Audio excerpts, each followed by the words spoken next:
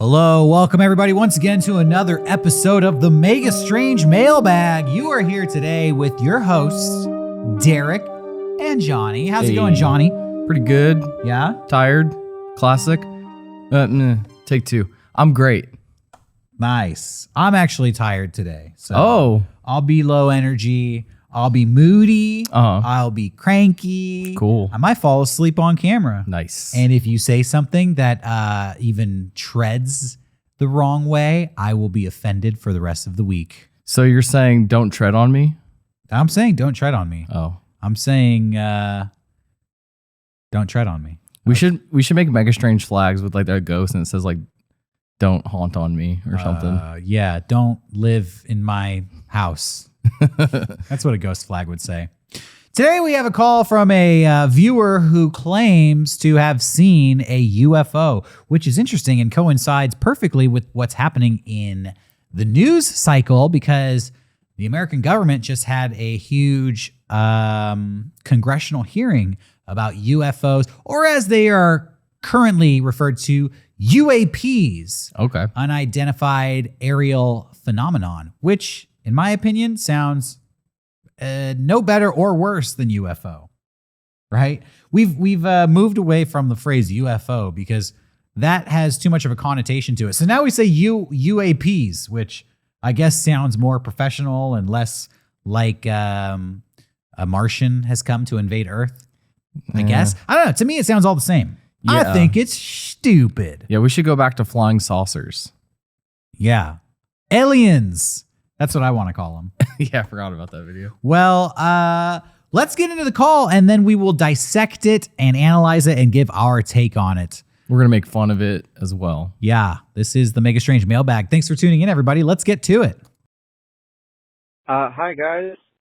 Long-time listener, first-time caller. Wanted to talk about seeing a UFO.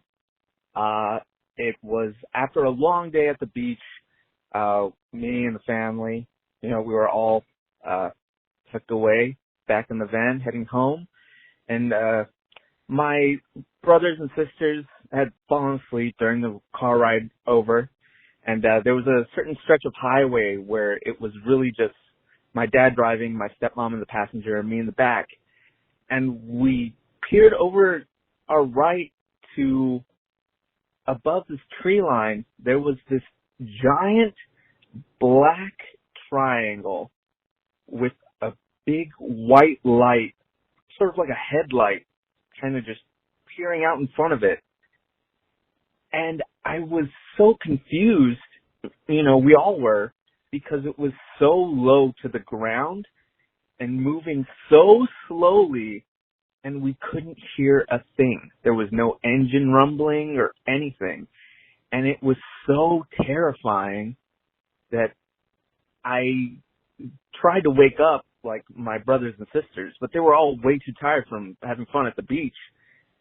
And it feels like a dream recalling it. Like it doesn't feel real, but it definitely was because my dad and stepmom both saw it with me.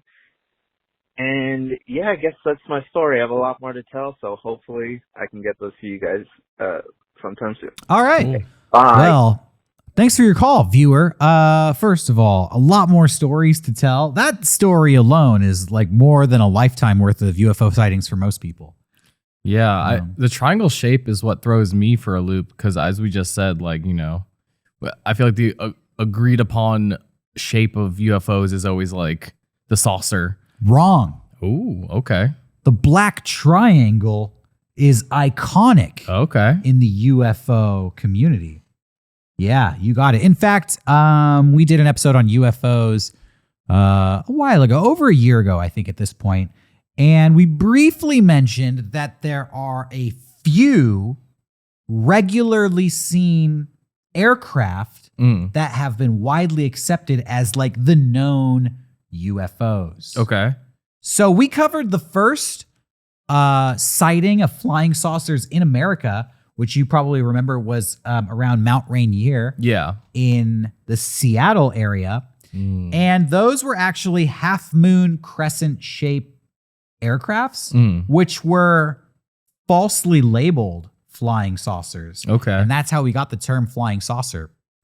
But people often also report the cigar tube. Yeah. Which is like a or long the Tic-Tac. cylindrical tube. Yeah, actually, the famous Tic-Tac video might be an example of a cigar-shaped UFO. But the black triangle is super iconic. Okay. The Phoenix Light event in 1997, the UFO sighting over Phoenix. I don't know if we've ever talked about that. No, I've never heard about that. Okay, let me tell you. Okay. Because I was alive when that happened. Yeah. And living in San Diego, Phoenix is only 6-hour drive away. Yeah. So it was big news in Southern California. And you can look up video of this on YouTube. I recommend you check it out. In 1997 in Phoenix, there was, I think, like 11 lights that showed up over the sky, and they appeared to be in formation that spanned like miles across the city of Phoenix. And they just kind of hovered over the city before they eventually disappeared.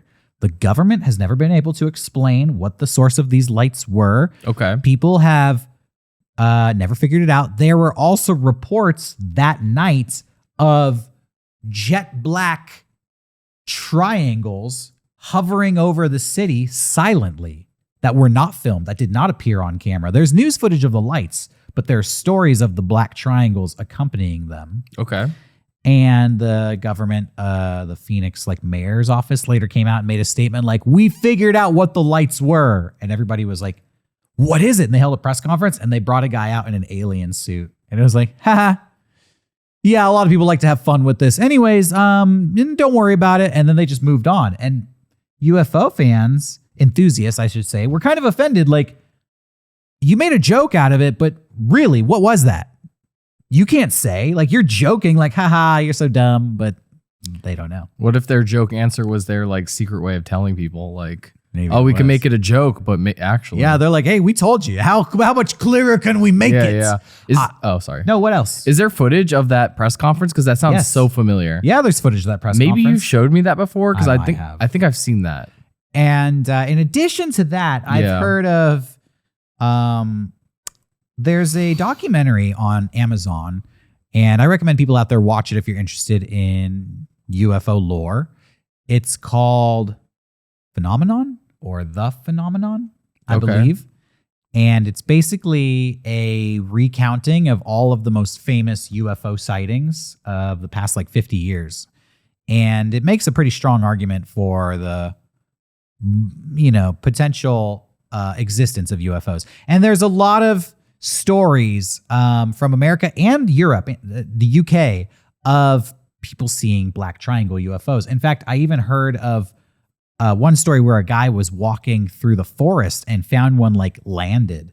It was parked. Okay. It was like on the ground, and he was able to kind of like check it out a little bit, and then he left and came back and it was gone. But the grass was fucked up beneath it, as tends to happen in these UFO sightings. Yeah, I guess that really could be added to like the crop circle. We should talk about crop circles at some point. Because I find that there are a lot of triangle ones, as well as like weird circular Crop triangles. crop triangles. Crop trapezoids. Crop stars. There's crop all shapes. There's all kind of crop out there. I'm a crop star, dude. Little goth star reference there. Yeah, I didn't get it, but I'll Google search goth star later. Okay, yeah, it'll be down. It's a good, cool song. Yeah. Anyway, that was a great call. We were talking about crop circles, Yeah. crop triangles. That was a great call. But I'm not done with it. Oh, actually. okay. I still want to keep going because, as I mentioned, just today, the very day we're filming this, what is today's date? It's Tuesday, May 16th, I believe. I don't know. I'm not good with the calendar. you. Yeah, tell me, what's the day? It's the 17th. Today's Tuesday, May 17th. Pulling the curtain. Just today, 6 hours ago, as I mentioned, in Congress, they were having a hearing about UFOs. Now, they had a famous hearing about UFOs last year, 2021, where they said that there were 144 confirmed cases of unidentified aerial phenomenon that the government is investigating because they can't explain what these things are, and they consider it a national threat to our security because we have aircraft, presumably, flying in our airspace without authorization to do so, and we don't have the capability to stop them Yeah. or enforce our own laws. So we want to know, are these aliens? Are these North Koreans? Are these the Kardashians. We got to get to the bottom The of it. Kardashians. The Kardashians. 144 confirmed cases last year. As of today, as of 6 hours ago, that number has shot up 400. In 1 year, it's gone from 144 to 400. They say that these cases are coming faster and faster, and they really want to get to the bottom of it.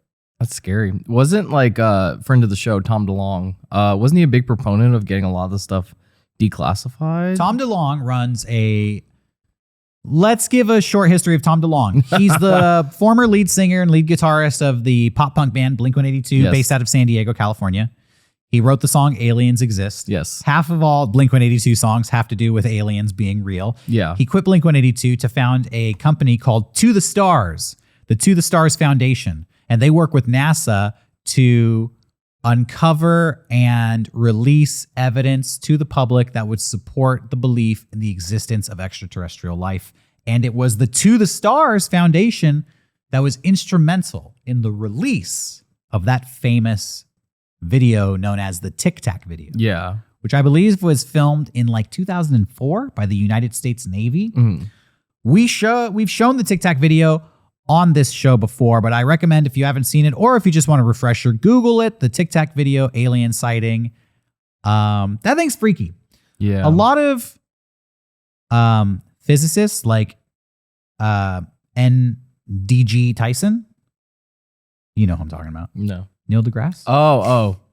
I was like, DG Tyson. Who's that? N.D.G. Neil deGrasse. I only heard the DG. People like him have said that he is not convinced by the video that it is representative of extraterrestrials or even UFOs or UAPs. He simply says we don't know what it is. It could be a malfunction in the radar. It could be... That was his main guess, a computer malfunction. I heard one suggestion on what it may be, and it made so much sense that it's kind of like ruined my perception of that video. Okay, lay it on me. Because the thing that's so weird about that video is that it's an aircraft that's going the exact same speed as the aircraft that's filming it. Well, I don't know if they are matching its speed or panning the camera. Yeah. Just tracking it on camera. But yeah, just being able to capture that. Someone suggested that it may have been a sort of smudge on the lens of their thing. And that makes so much sense to me that it would be able to like capture that and kind of fly with it. Because apparently it's pretty hard to like fly with something and capture at the same time. And that would also explain why it has that kind of, it kind of looks like it's not moving. Like it makes so much sense. Someone said that and I was like, oh man. It's a smudge on the lens. Yeah, like it makes too much sense. But no, that still hasn't been like confirmed or anything. I think that if it was a smudge on the lens, that would have been very easy for the military to confirm. Oh, yeah. And I think the Navy to come out and be like, we don't know what this is. Probably to me says it's not a smudge on the lens. Yeah. Because they would have like, if it was a smudge on the lens, they could have recreated the video. Yeah, it just changed my perspective on it because I was like, like if there was like a a speck of dirt or something like that is plausible. But I mean I'm with you. I do want to believe that it was like a really advanced aircraft. I want to believe the military is meticulously maintaining and cleaning their instruments and equipment before they're just releasing these videos to the public. But that is interesting. I think Neil deGrasse Tyson gets placed in this camp of hero worship or totally like rejected by the internet at large. You either love him or you hate him. Yeah. Like 2 nights ago, he got into an annoying Twitter thing. Oh, because about what? You know how that eclipse happened? Yes, a couple nights ago. The lunar eclipse happened on Sunday night. Yeah, he was just tweeting how that is happens every 2 years and no one should be excited about it. It's like, what? Okay, well, it's a cool thing that happens. I don't. You're just getting old. Yeah. It's like, bro, everyone wants to see this. The thing. sun rises every day. Yeah. I could be excited about a beautiful sunrise. Exactly, or sunset. Like, yeah, whatever. That's so lame. All right, well, that's a point against him. I was going to compliment him, but now I don't know if I want to. No, I think he knows what he's doing, and he likes to start Twitter beef. What I was going to say Keep is, himself relevant. Love him or hate him, he's an intelligent guy. Oh yeah, and so. Anytime he has an opinion, as much as I might be like, hey, you're sucking the fun out of it, it's usually a well thought out stance. He's so intelligent. I assume he's playing 4D chess with all of us and knows that his tweets annoy people. Yeah, he's just like over the world, and he's like, I'm just gonna stir the pot. Yeah, he's having his Joker moment. Yeah. The only other thing I was going to say about that is I've talked about this on the podcast before, but one time it was about 2 a.m. and I was driving home from Los Angeles with Rocco and Sean from Mega 64. We were returning from a business trip up to Los Angeles where we were going to film some stuff for a major company, and it was super late and we were tired. And driving home past the military base, Camp Pendleton, in between San Diego and Los Angeles, kind of on the edge of a part of California known as Oceanside, right there on the beach, right there on the water. It looked like it's kind of indescribable. It looked like a circus tent, but the circus tent was like illuminated, glowing green. And we could see it, we could see this green glow for miles and miles and miles, which is to say we're driving down the highway. It's real late, 2 a.m, so the road is mostly empty. And it's like, what is that thing glowing in the distance? And not only is it glowing, but there's like this strong laser shooting out of it straight up into the sky. Wow. And as we approached it and kind of drove past it, because it was still so far away as we passed it, it was on the water's edge, and the highway is at least a mile away from the water, at least, maybe 2, 3, or 4.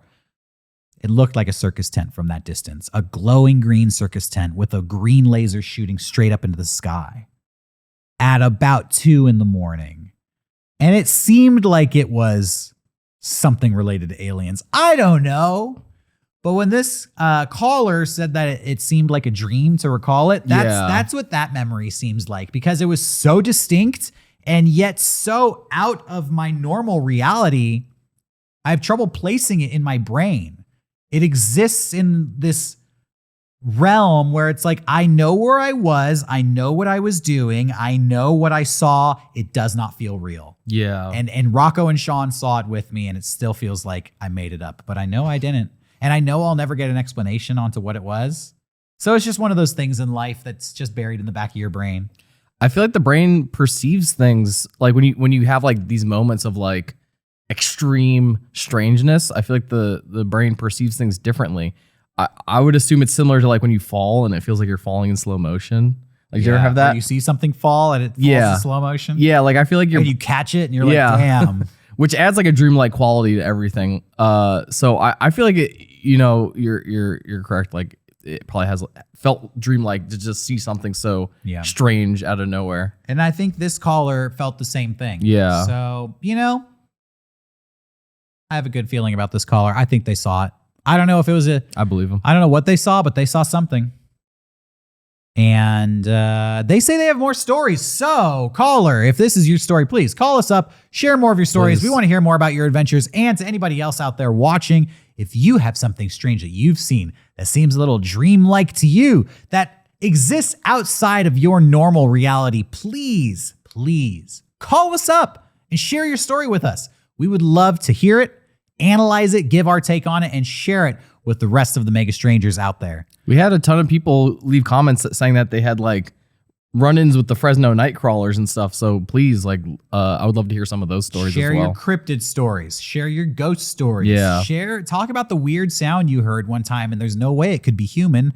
Anything that is paranormal, strange, or just plain bizarre, we want to hear about it, even if it's, something that is real and from the annals of history, because life itself is pretty strange sometimes. And we're here to talk about all of it. Yeah. I think that about does it for this episode of the Mega Strange Mailbag. Thank you for watching. Thank you for calling and sharing your stories. To everybody who called, even if we didn't get a chance to get to your story this week, we listened to all of them, and we really appreciate all of them. Appreciate it. Thank you all so much. We will be back every Saturday and Wednesday with another episode of Mega Strange. Full-length episode dropping this weekend. We'll see you there, everybody. Stay strange. Good night.